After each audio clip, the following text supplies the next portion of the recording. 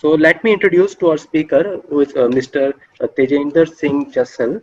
So he is an accomplished commercial leader with over 25 years of leadership experience in building and scaling high growth businesses, turning around laggard businesses and building strong teams with blue chip organizations such as Pfizer, Boston Scientific, DeepL Synthesis, and Monlic Healthcare.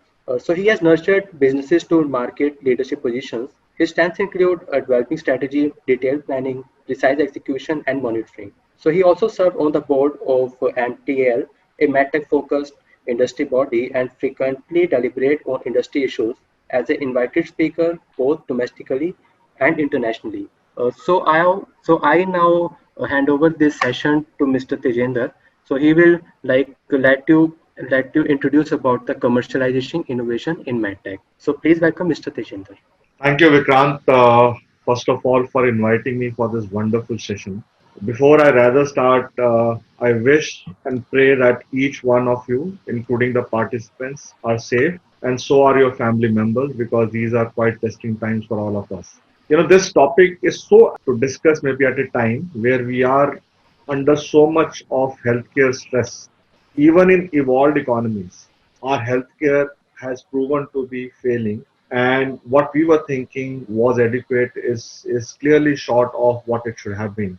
And there is a clear stress on the healthcare delivery today. So I think how do we bring some of those solutions which are not just unique to our country but also are of global relevance? How is that we can bring them from ideation stage to execution and to commercialization, so that not just maybe our healthcare systems are far better equipped in terms of handling such situation, but also these innovation prove to be much more effective when it comes to both the outcomes as well as the economic benefit that they draw. Of course, IIT happens to be one of the premier institute, and today maybe my situation is as if there is a sheep that has been put across to lions, because each one of you, it seems, are going to be more learned on this particular subject. But what I bring on the table is my perspective of dealing with some of these medical technologies and products in India. And therefore, I can tell you about my perspective. And it's not about just maybe me telling you. I think it's a opportunity to learn lately. And therefore, as I deliberate, I'm sure slides may not convey all that I want to tell. And therefore, each of you may have questions. So please jot down those questions. At the end of the session, I'll be happy to address some of those questions through the moderator. But as I said, this would be sort of a little learning where I also learn from each of you, because there's so much that you bring on the table as well. Okay, great. So if I may, walk you through what the agenda today would be. I am going to maybe walk you through what the roadmap for a medical innovation is going to be, because obviously before you understand the commercialization, it is also important that you understand, what is the roadmap for the total medtech innovation.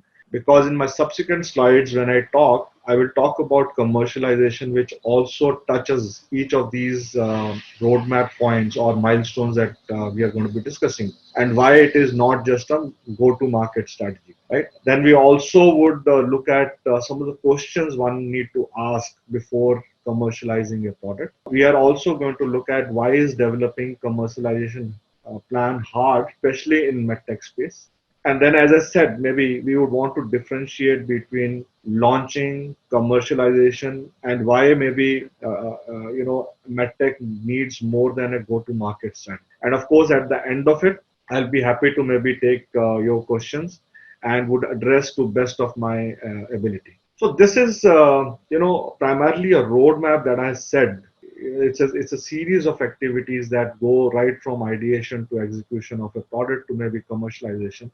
And I think it's important that translating clinical research and medical technology innovation into a sustainable company is complex and far-reaching process. First-time entrepreneurs, clinicians, and engineers, they often don't appreciate the importance of many factors involved. In fact, most medical startups fail to commercialize their product, and many critical solutions never reach patients. While emerging companies in other sectors face technical and market risks, But the fact is, medical information includes the barriers of regulatory approval, reimbursement, clinical trials, and complex sales channel strategy. So, therefore, maybe one needs to really look at, is there a method behind a madness, or maybe we just develop a product and just take it to the market. So maybe I try to really look at what would make a journey, for someone to start, and in this whole journey through a roadmap for medical technology innovation. Obviously, once you start, I think the first thing that one needs to do is the clinical need that we are wanting to address, or the problem that we are wanting to solve. This may seem to be, very, what do you say, elementary, but the fact of the matter is, as I would move on to my next slides, you'll find that most of the business, they're not able to really, do this piece right. And it's a question of what comes before and what comes after. So would you want to put maybe a horse before the cart, or cart before the? So clearly, I think there are some companies who primarily fail because, having developed a product, then they are in search of what is a problem that this product can solve, whereas it is vice versa. So I think the first question that we need to really, or the journey that in that whole step we need to take, is the clinical need to be addressed, how big that clinical need is, currently maybe how that clinical need is being addressed, and with the current treatment modality that we are working on, how this is going to be differentiating in terms of clearly either the efficacy, or in terms of the safety, or in terms of bringing down the cost or the economic benefits. So all those need to be looked at. Once you have crossed this stage, then obviously maybe you have to define very clearly your proposed solution and how it addresses the clinical need of the need that you identified. And of course, maybe once you move from this, can this proposed device or solution be developed? Is the technical risk high? So obviously, I think you don't want to really set your ambition on something which is not feasible in terms of able to bring out a solution towards a problem which is existing, right? You want a solution which is able to clearly solve the kind of problem that you are wanting to address. So therefore, whatever device or a solution or an app that you're building, is it in real sense able to provide the solutions towards the problem that you are addressing, is something that you need to address. Then of course, I think, as I said, what makes healthcare innovation a little unique is there are clearly clinical requirements and regulatory pathways that need to be taken, because here it's just not manufacturing a product and bringing it to the customer. I think because there are human lives involved, there are agencies in between which regulate these devices, who would assure that maybe it is safe to be used or effective to be used in patients. So therefore, all those regulatory pathways need to be defined and approvals need to be taken.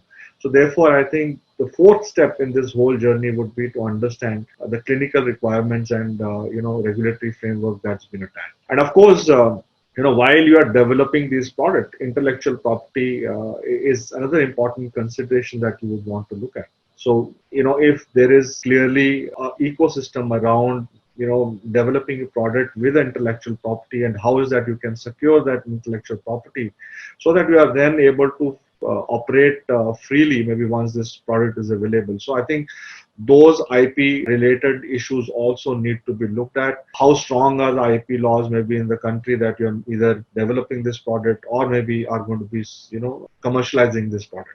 The sixth step in this whole journey is then also looking at the total available market, because obviously, as I said, this is a journey that one needs to think. Otherwise, maybe if you just look at commercialization of a product after it has been developed, it is not going to really solve your purpose. So therefore, I think while this whole journey is being carried, these issues are to be addressed, or maybe at least internalized well in advance, to figure out maybe how big that market is going to be, what portion of that market is going to be served through the solution that you are making, and considering maybe the uniqueness or clear advantages or value proposition that this modality brings, what kind of maybe projected share, and therefore what is the kind of revenue flow that you are going to be looking at.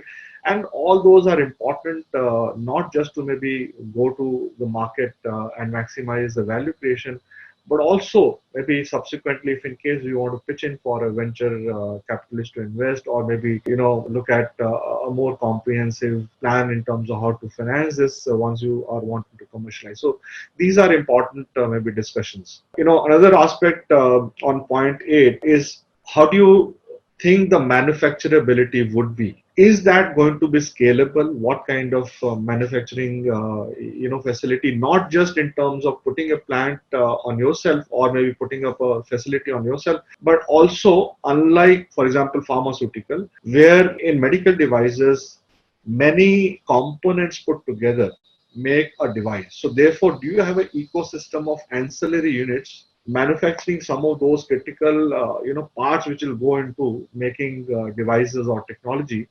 Are they available? Maybe is there a skill set available in India for people to be recruited and put into manufacturing? So all those need to be addressed. That would it be really scalable as a manufacturing process?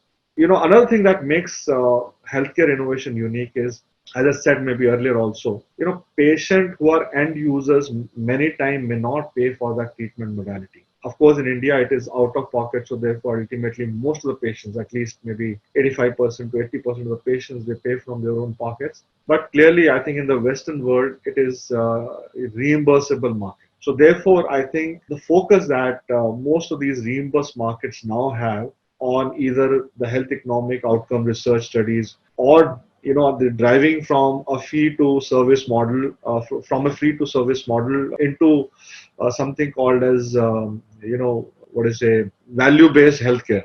Clearly, I think we need to really give the economic benefit at what cost that incremental innovation is coming, and would that really make sense for either payers or patients or givers to maybe use or absorb that modality. So I think that's another piece that one needs to really walk. And of course, once you are in a stage where you want to commercialize, then of course you need to translate from a team where people were more technical in terms of developing a product to a executive team which is more experienced in terms of breadth. For example, they bring skills around how to commercialize it, how to take care of maybe some of the other aspects that we spoke about earlier, to manage maybe regulatory pathway. So you need people around regulatory to manage the reimbursement, create access for your product.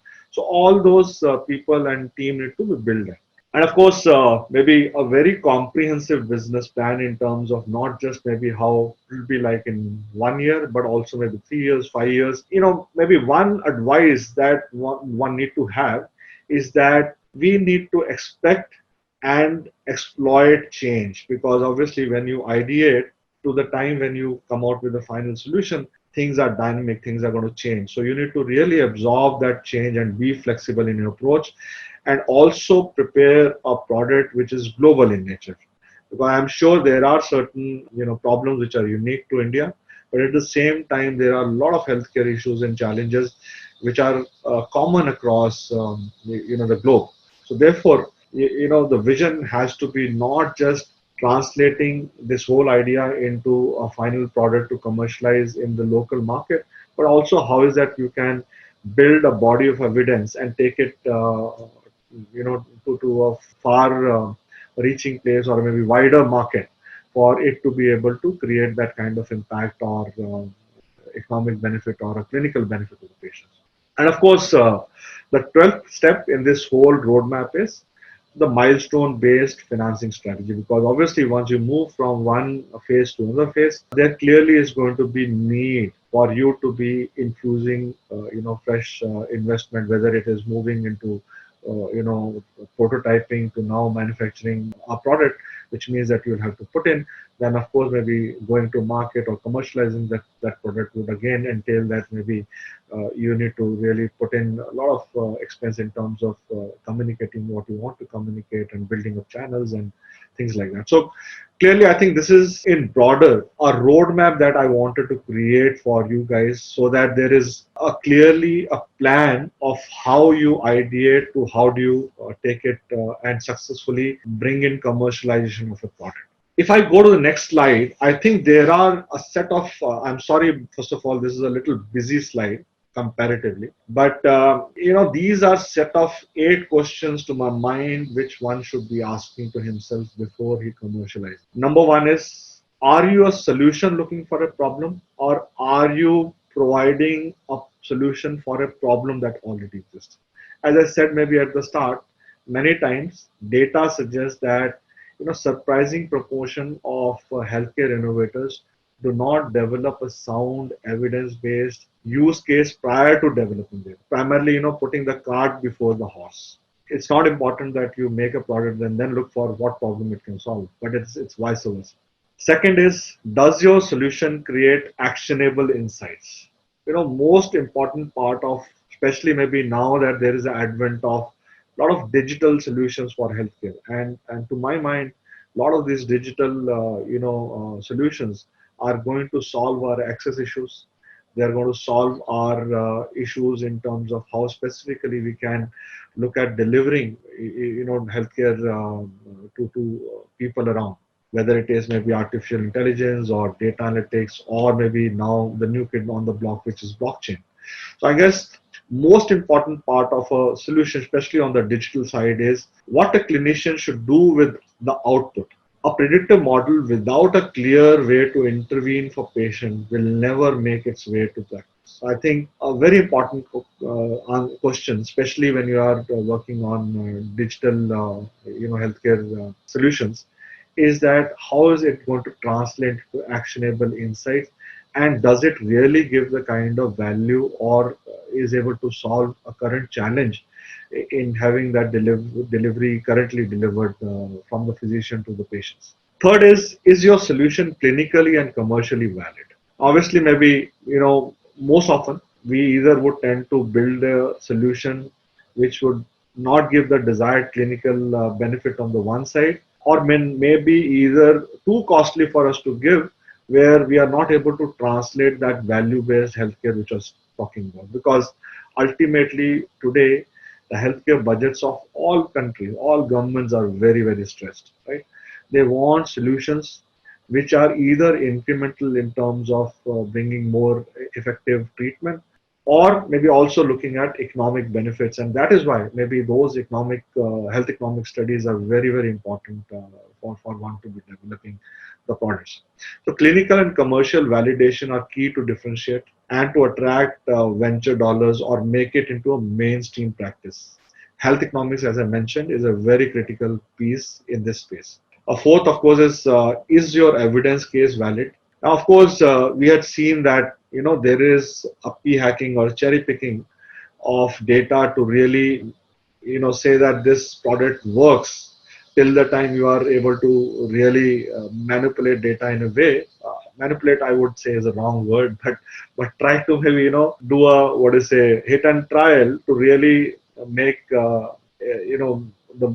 treatment modality of some clinical acceptance. But that's actually something that one needs to be avoiding, because as I said, I think we are moving towards value-based solutions. So therefore, such kind of p-hacking or cherry picking would not be a sustainable model, or it not meet the necessary criteria for industry. Well, I think one of the challenge that industry faces here also is that most of these companies also have their short-term as well as long-term strategy. So therefore, I think when you are ideating a product, that is the time when I think maybe one needs to be in touch with some of those companies, or building the partnership relationships with some of those companies, where then whole product is built along with what the industry requirement is, and therefore the uptake would be higher. Number five, have you differentiated yourself? I think I had stressed on this one earlier also. So again, I mean, does your solution provide either better clinical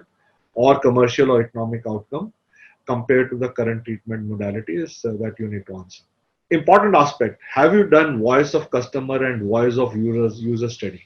I think one area where maybe also innovators fail is that they are not able to differentiate between the users as well as the customers. As I mentioned earlier, maybe in many cases, especially in markets abroad, the end user, the patient may not be paying for the treatment modality. So therefore, maybe it's important that payers, which is insurance companies or other payers, also need to be roped in. And therefore, are we doing enough for doing those studies to prove them the effectiveness not just to the user end but also at the various other levels, either government or maybe payers or other agencies. Seventh question that one needs to ask is your business model scalable and sustainable? I think gaining venture backing or getting money infused into your product commercialization, this is a very important aspect, because besides they seeing whether the treatment modality works or not, they would also look at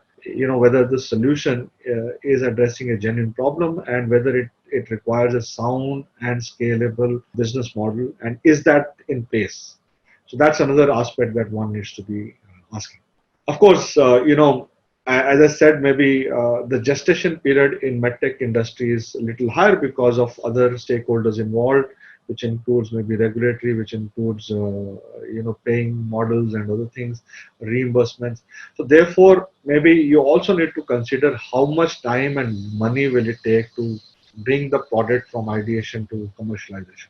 Because as I said, there's a time to undertake trials and health economic studies, along with slow sales cycles and complex regulatory reimbursement and procurement pathways. Therefore, one needs to be a little more patient and be in there for a long. So I think patience is a key. It's not like any other product which is just developed and brought into the market and started to sell. So here, I think your patience has to be a little longer, and you have to stay put for a longer. So while I was looking at maybe what is the ecosystem for entrepreneurial success, who are the important stakeholder for someone who's going to be commercializing a product, maybe one who's working at an incubation, for example, at Tides, who are important partners for them to look at. So of course, on one side it is collaborative research partners such as Tide on one side, or maybe other agencies within the government like BIRAC, or lot of host of other agencies. But also, I think we need to look at tying up with domain experts who bring that R&D insights about how is that we can bring the whole roadmap up to speed to bring out a solution much faster than what our own capabilities would be. I again want to stress what I mentioned earlier. I think it's very important that we tie up with industry much earlier. And I think while I was scanning the internet, I found the Israel model a very, very good one, because what they do, unlike maybe, for example, Harvard or MIT, is that they set up small teams which is devoid of any bureaucracy, and build smaller companies within their education. How it really helps is that while in other evolved let's say teams in US, I was reading there are two set of people, one looking internally to create intellectual property, and others outside the university to maybe look at how to commercialize and tying up with partners. And most of the times these are not in sync. And I think the nutshell of that whole aspect was why it is important to really have industry on board much earlier, even when you are conceptualizing your product. Is also, as I mentioned, industry has its own long-term and short-term priorities, and therefore they have a pipeline which they must be already working in. So if in case what we are developing can be assimilated at a much earlier stage with what the requirement of the industry is, then it becomes far more easier for you to be able to then translate this whole idea into a commercial product which is in sync with what the industry would want. Of course, because as I said, there are different skill set of people once you are reached a stage to develop a product. So therefore, business mentors bringing those skills are very, very important. And so is that your interaction with public funding and private funding, organizations. So with that background, I think I would now move more focused on the commercialization side of it. It is important, maybe what is so unique about commercializing the medtech, and therefore what is the harder bit that maybe one needs to either be careful about or needs to be cognizant. Innovators must think more about the entire commercialization process as opposed to go to market plan. And I would maybe in my subsequent slide try to differentiate between what is a go to market plan and what does a holistic commercialization plan look like.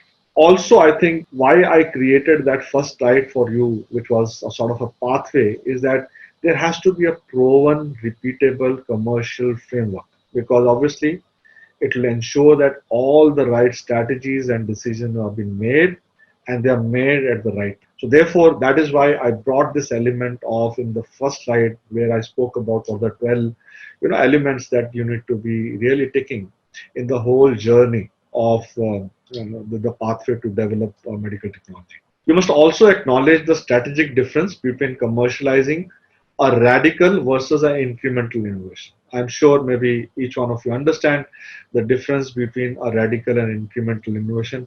So innovation, just in case maybe you don't know, incremental innovation would be bringing around upgrade of currently treatment modalities uh, with some additional features or maybe additional benefits, whereas a radical innovation would completely change the way or disrupt the market in the way maybe current treatment is being done, right? So that's the maybe a very top level difference between the two. Again, I think what really makes it a little hard is healthcare, innovation and commercialization isn't a plug and play model like other industries that I mentioned. It needs to establish safety and efficacy, and therefore it will need detailed clinical research, regulatory approvals, working with the governments or other people to create access. So therefore, I think one needs to have a patience and a longer gestation period for you to be able to bring your product up to speed from ideation to formal launch and to maybe commercialize this. Again, what really makes it hard is most cases treatment has been paid by payers. Hence, you need to, besides doing maybe all that I mentioned above, is also doing extensive health economic research, and the value based outcome needs to be proved before commercializing. So that's why maybe it's a relatively harder for one to be able to not just innovate but also commercialize a health medtech maybe solution. As I mentioned, maybe I wanted to differentiate between launching and commercializing. So most often, I think where companies fail, when they are wanting to innovate, is that they think it's a very linear model, and I will speak about that maybe in my subsequent slide. How maybe they take this whole journey of product ideation to maybe prototyping to maybe launching in a very linear phase. That one phase ends, second starts, second phase ends, third starts. So therefore, I think the go-to-market comes at a large stage when you're already developed the market. So therefore, launching is much smaller scale process. So it's not commercialized. It's a small subset of the whole commercialization process. It only occurs when the innovation is developed and ready for its first release into the market. On the contrary, commercialization is a holistic process, because right from converting your idea, research, and concept, getting into a viable product that obtains customer acceptance, to cross into mainstream adoption and ultimately generating a financial return for that investment. So maybe this is a long haul where launch process is a very small proportion, and I would dwell upon this maybe in my subsequent slide. So this is what I was talking about, a traditional innovation process model which is more linear in nature. So phase one maybe is ideation. Once you do ideation, you get into research. Research ends, you get into phase three, which is planning. That ends, maybe then you move on to phase four, and then phase five is launch. So maybe clearly, people who focus on just the launch side of it is the last point on this linear model, and therefore this is not commercialization. And if you look at the launch timing, the final step of this whole new product development process is the launch. And the goal is, now that I've made a product, I need to make the most of the business and product exposure. So this is not the ideal way to do it. Whereas I think one needs to understand, as I'm maybe, are you guys able to see this slide, the commercialization and innovation? Is interrelated subcategories of how early adoption strategy, adoption network, and mainstream adoption strategy works in conjunction with the eight concepts which are strategic and tactical concepts. You know, where of course you're talking about the timing, not just timing of when to launch the product, but also timing on all those 12 pointers that I showed you in the first slide of how do you ideate, when do you ideate, when do you move from ideation stage to maybe a research stage, and from research stage to maybe the next stage. So therefore there are clear timelines which are being defined.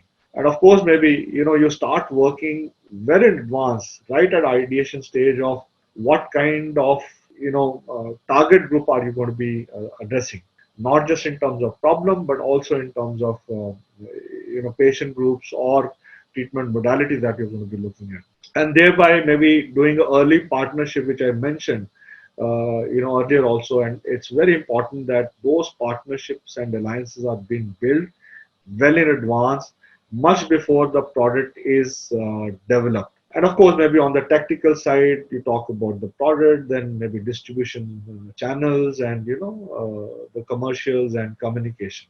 So clearly, as I mentioned, maybe in my previous slide, the launching is only once you have reached a stage where the product is already in place and now you want to go to the market. Whereas commercialization, one needs to understand, it does not start when the product is developed.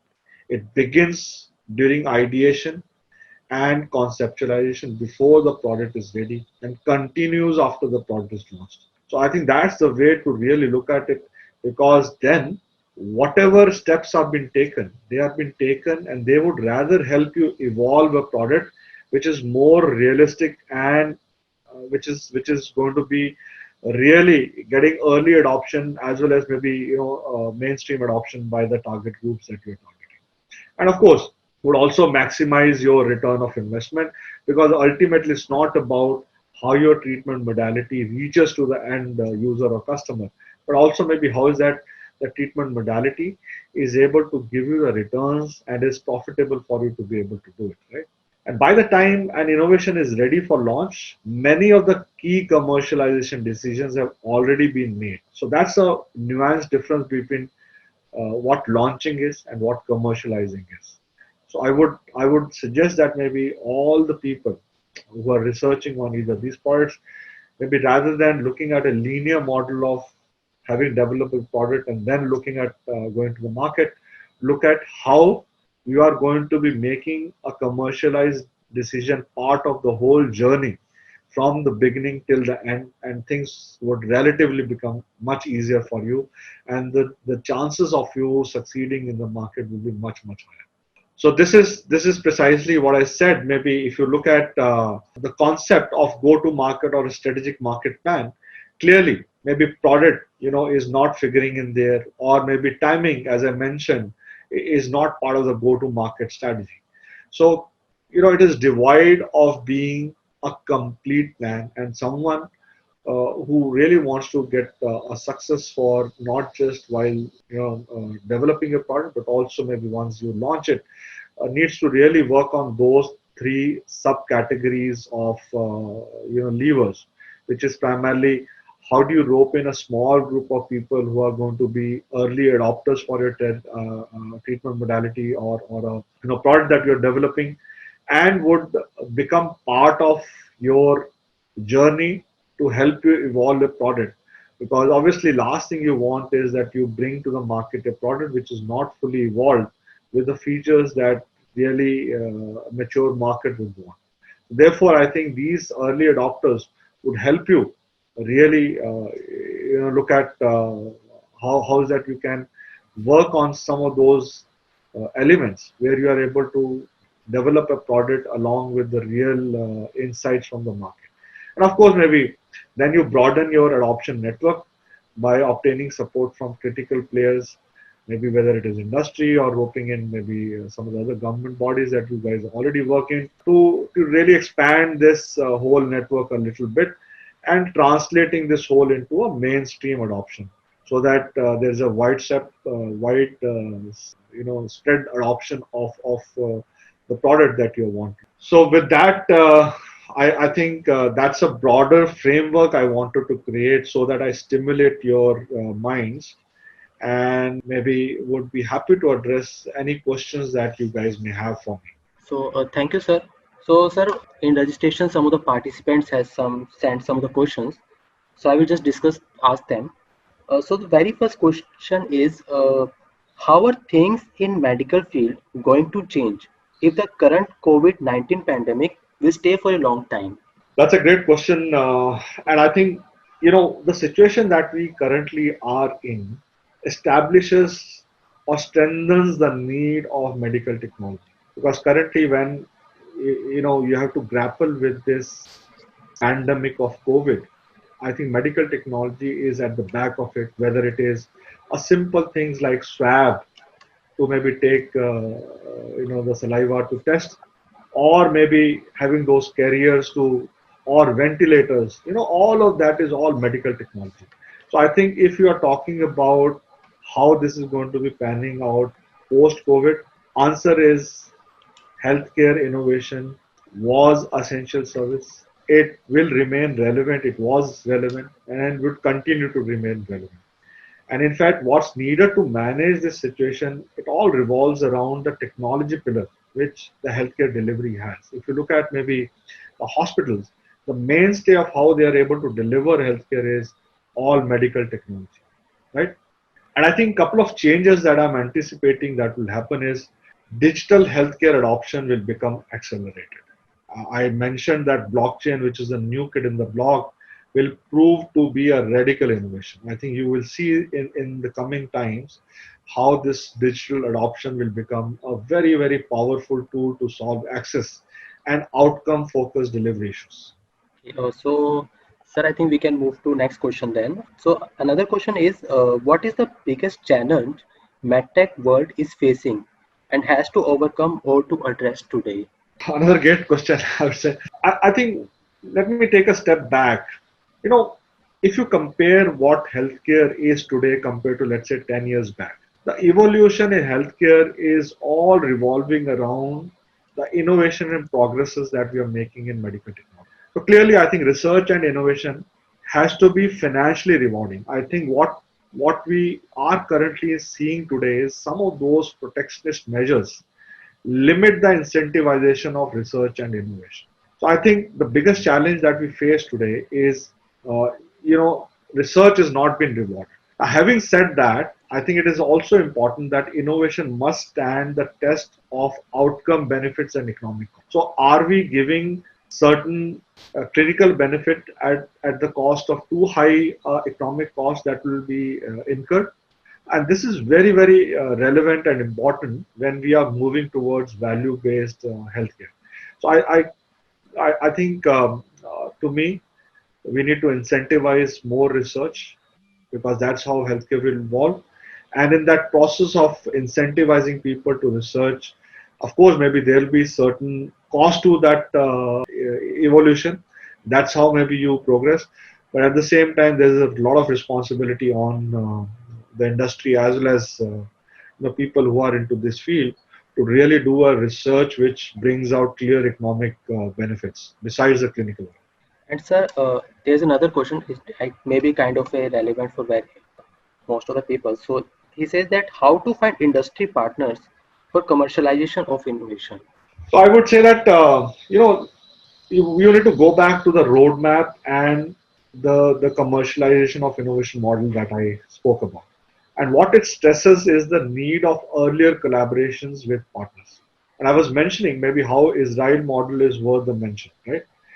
In their incubation center, they form companies and startups early, and hence, intellectual pathway internally, as well as looking for external partners to collaborate. They all come under one roof early enough. So maybe I think one thing that you need to really look at is one needs to have a clear mindset about how those 12 steps in the journey would be taken. There's no shortcut. If you say that maybe I am not going to dig deep into what problem I am going to be working on, whether the solution that I'm trying to develop is really the kind of solution that one needs to be looking at. So I think those journey needs to be taken and taken in full spirit and in action. Any shortcome there would obviously mean that your whole commercialization process on the innovation is going to go a little haywire. So a lot of those questions that I mentioned are important for someone to ask. And sir, there's one other interesting question. So he says that I am working on a tele-operated surgical robot. So what presently work is going on in the area of surgical robots in medtech, and how one should approach for research collaboration? So, to be honest, minimally invasive, robotics, all these, or maybe blockchain or analytics, they are all maybe new kids on the block, and they are emerging fast. It's a very promising future technology, robotics. So much so that maybe I'm not sure if some of you are following the industry. One of the biggest player in this industry is Intuitive, which is already into robotics. But if you are tracked maybe this robotic field in last couple of years, Johnson has tied up with Google to create a company called Verb to develop its robotic arm. Similarly, there's a company in Israel called Major Surgical, which was bought by Medtronic, which happens to be the global number one medtech company.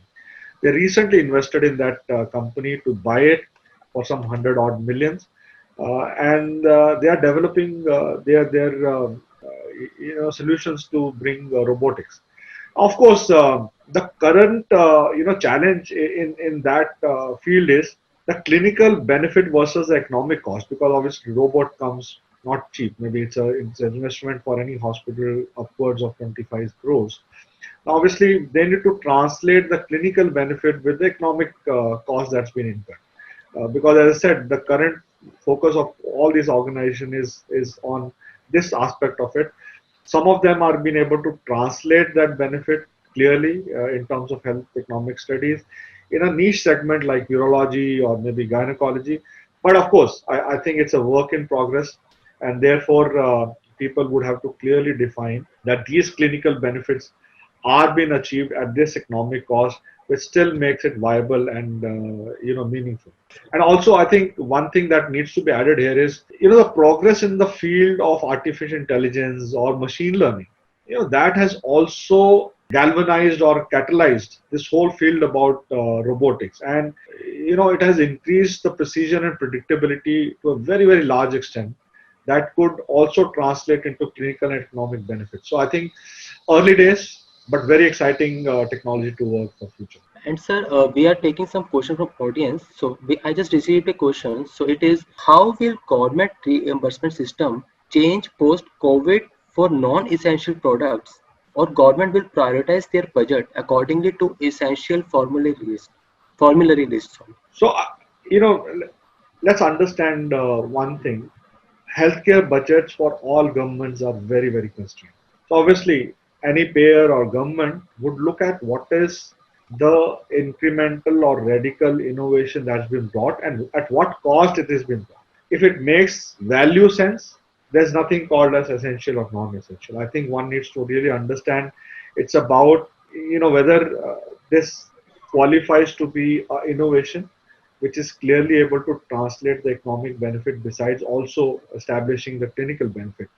I think it's up for take, and governments and payers will pay for it, because ultimately it is really translating in some benefit. And sir, one more question we have from audience. So it's from Dr. Shimon Mohan Reddy. So he says that once the product has been certified, so what would be the best strategy to get the product into market quickly? So do I need to compromise on returns for that? Well, I'm not sure if I heard, if I understood this well, but again, to me, going to market in a linear model once you develop a product isn't the best way. I think the commercialization of that product starts from right from ideation through that model that I spoke about. So therefore, I would say that one needs to really take a step back. There is no shortcut in healthcare product. Imagine a scenario: would any one of us want to get an unproven product, whether in terms of efficacy or in terms of safety, or maybe something that does not really give a clinical benefit at a desired economic value, to be used in our patients? I think answer is no. So therefore, I think it is important that you tick those segments right before you are able to bring a product which is going to translate all those benefits, and therefore that pull itself will make sure that there's so much of adoption. Otherwise there'll be push from your side for a product which is maybe either half baked or does not really translate into clinical benefits or economic benefits, and therefore which means that possibly you have not entailed the whole journey from step 1 to step 12, which is to my mind very important. And sir, now we are taking last question. So the question is, there are many products related to rehabilitation in foreign markets, while in India we are having scarcity of basic medical techniques. So is it feasible in terms of market aspects to build a MedTech startup in rehabilitation, and what can be the possible challenges for it? So clearly, I think globally this market is huge. Of course, I agree that in India, this market primarily because this is considered to be low tech, more supportive in nature. Therefore, again, we were not able to translate the new technology compared to maybe the existing technology to walk a journey where we were able to establish that even if there's a high, what is the cost to it, but the overall value that it brings is able to far exceed the clinical advantage that it offers. So I think that is where we have lagged, and therefore, neither has new technology come in because it obviously would make some of those modalities a little costlier. But having said that, I think India is a very, very diverse geography.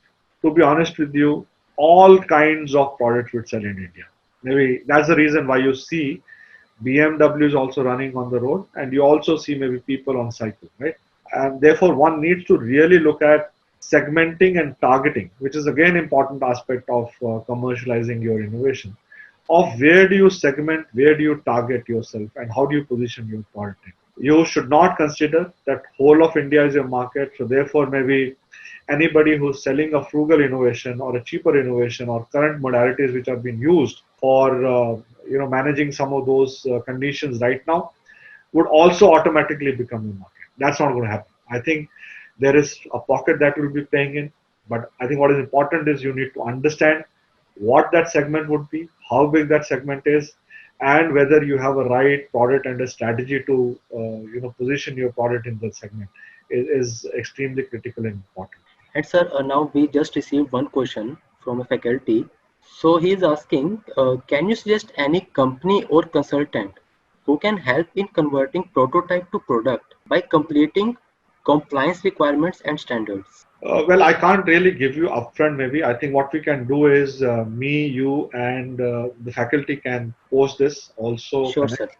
Yes, sir. and we can discuss maybe a little bit more details about what the product is, because it's not about maybe one kind of agency will be able to deliver on all kinds of products that have been developed, right? So we'll have to do a lot of understanding in terms of what modalities, what maybe certifications, what kind of agency are we looking at, and therefore let's take that offline, and I'll Yes, be sir. glad to maybe give you my piece of advice on that. Okay, sir. So I think we also have some questions. So I think I can send it to you so that these can be addressed and we can report back to the audience the question that has been left somehow. So sir, I thank you again for having and giving your time to our people, to IT Roorkee people and innovators. So thank you so much, sir, for having here, and we hope that this session would have been a great helpful to all of the people who has joined.